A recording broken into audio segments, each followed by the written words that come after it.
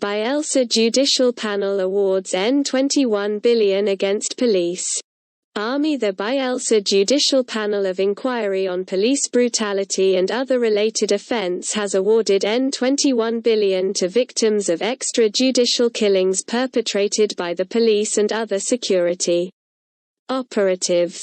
Chairman of the panel, young Ogola, disclosed this while submitting the report to the Bayelsa State Governor, Douye Diri in Yenagoa. Mr. Ogola, a retired judge, said the panel received and determined 50 petitions and made recommendations based on their findings. Out of the 50 cases, he said 11 police officers were recommended for prosecution, 1 for dismissal, and 4 for demotion, while 8 cases were struck out and 2 adjourned.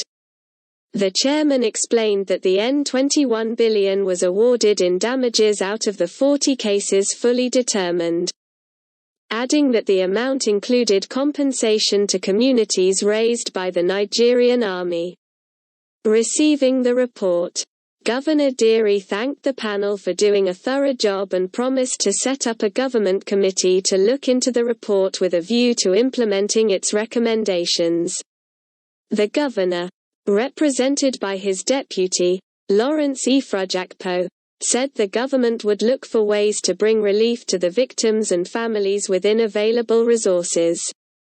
Although no amount of compensation can bring back some of the deceased, the compensation will ameliorate the suffering of the victims and families caused by the excesses of misguided security agents, he said.